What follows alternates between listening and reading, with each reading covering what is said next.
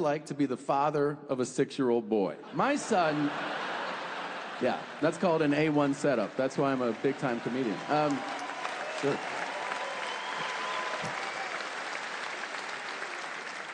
I have 2 sons. They're both kind of dicks, but the 6-year-old, I walk into my house a couple of weeks ago, and he goes, "Hey, man." He goes, "Pick me up." I go, "Pick you up?" He goes, "Hold me." He hasn't asked me to hold him in like a year. I go, "You want me to hold you?" He goes, "Yeah, man, pick me up." All right, so I pick him up. I'm looking at my baby boy. You go, "You just want a dad to hold you?" He goes, "It feels good, man."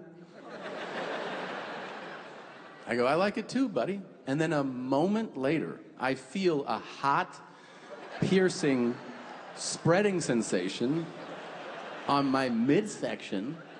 I go, "Are you peeing on me?" And he goes, "Yeah." I wanted to hit him so bad. Like, really hit him too, you know? Like, knock his fucking teeth out of his mouth. But I didn't. I dropped him. I go, "Are you hungry? You thirsty?" Is that why you did that?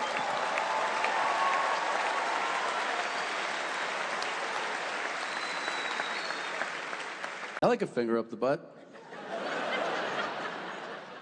Let's be clear. I don't want to be excavated, okay?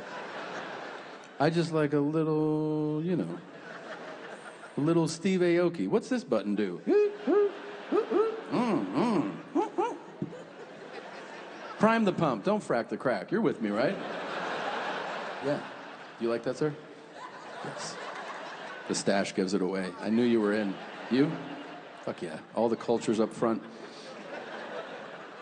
I polled my entire inner circle of close friends, and they were all like, "Fuck no. I don't like that. That shit is gay." And I was like, "Well, have you ever considered trying it with a woman?" That's not gay. Maybe stop having your brother do it, weirdo, and hurry up before dad gets home.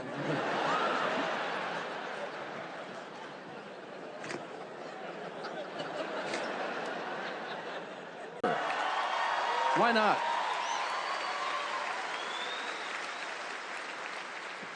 You know, I didn't puke and I didn't shit. But when I was in Houston about a month ago, I sharted. Here's what happened.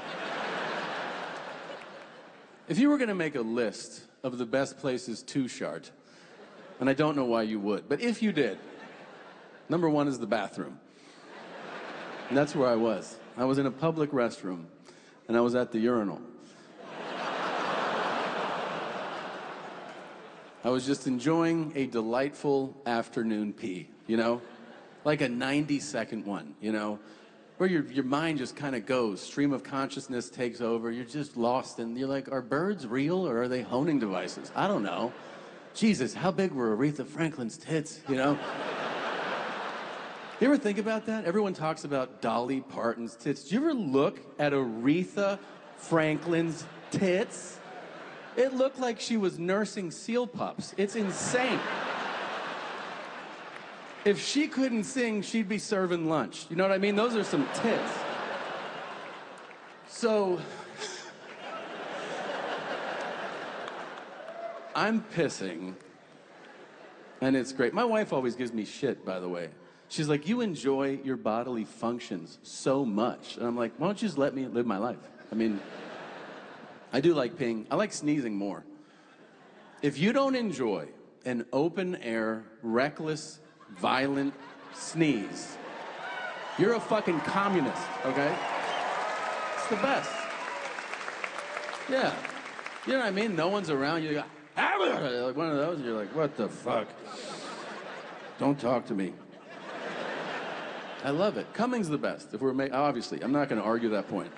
So I go coming, sneezing, nice pee, emergency shit. I really like stretching in bed right after I wake up, and then it sends you back to sleep because it feels like fentanyl or something. I don't know. I like it.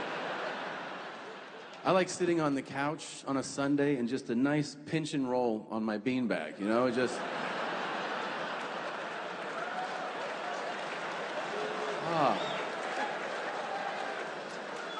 This is free? This is crazy. I wish it were Seven's hand, but this feels good. I know a lot of ladies get jealous about that, and honestly, you shouldn't. I've seen what many of you have there, and there's plenty to pull, so you could also just tug on that taffy bag and see where it takes you. Oh. Yeah. And don't you dare get insecure, okay? You ladies do that to each other. We never care. It could have teeth and we try to get in there. We don't care. All I'm saying is that, ladies, I want you to leave here tonight knowing that you all have beautiful pussies. Okay? Yeah. Sure. Oh, yeah. Absolutely. So, I'm peeing, right? And as I'm peeing, I feel something, you know, in the chamber. And I'm polite, so I do the polite thing. Look around, and there's nobody in there. So I tell myself, it's okay, buddy. Why don't you give it a push? And I did, and there was no sound. None. But there was movement. So now I have to check. Do you know how you have to check in that situation? You have to take your pants all the way down. Like a fucking toddler. Like I was like... So now I'm just Winnie the Pooh in it, in a t-shirt. Like, hi. Hello. My little dick's hanging out. Hello. And then I look into my boxers and I'm like, yep, I'm throwing those out. And then I clean up, and then I leave the restroom, and all my friends are waiting outside, and I immediately tell them what happened. And they're like, I don't want to know this. And I go, well, I'm telling you. And they go, well, stop. And I go, I'm not. You already know now. And in that exchange, something clicked. I put it together. I didn't shart. I had simply shit my pants. Yeah. I mean... That's an important distinction, right? A shart would imply that I had farted and that there were some DVD extras in there. I took a shit with my pants on. It would be no different than if right now I were standing here like, I think I'm gonna take a shit right now. And then I just kept talking. So it's fucked with my confidence, but I'm back, baby. I am fucking back. Yeah. I did something very, very fun recently. I got to fly with the Blue Angels. I don't know if you know what that is. Oh, wow. Wow. For those of you that don't know, that is the U.S. Navy's aerial show program. They put on shows all over our country that are unbelievable. These are elite fighter pilots that are flying in fighter jets 18 inches apart, and they do these wild acrobatic stunts. And I went to the show, and it was amazing. And then afterwards, I met one of the organizers, and very casually, I was like, yeah, I wish I could go up in one of those. And they were like, yeah, you can. And I go, what the fuck, really? And they go, yeah, if you come to Pensacola, Florida. And I was like, ugh.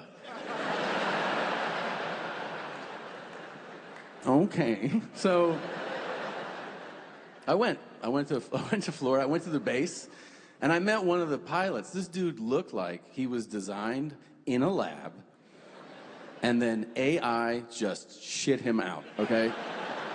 This is one of the most beautiful men. I think about this guy every day, okay? My last thought before I go to bed at night is his jawline, and then I go, I fall asleep. So I walk up to him, I go, hey, I'm Tom. And he goes, I'm 7. Whatever you say, Daddy.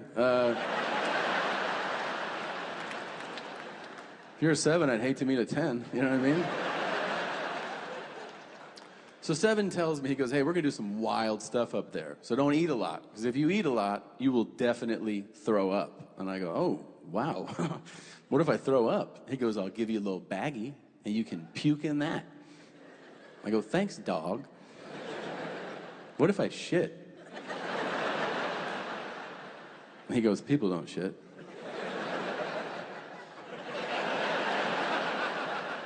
You don't know who you're talking to right now, do you? Well, we went up for 45 minutes. We flew vertically, we did barrel rolls, we flew Mach 1.2, we pulled 7.5 Gs. It was the most thrilling 45 minutes of my entire life. But when I got back, I realized something. I realized that we are the only country on Earth where when you see a fleet of fighter jets approaching, you know something cool is gonna happen. It's just us.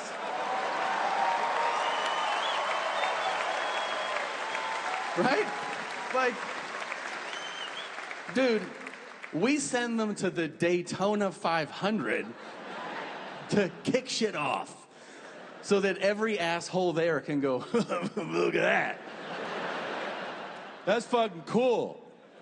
You're like, yeah, here.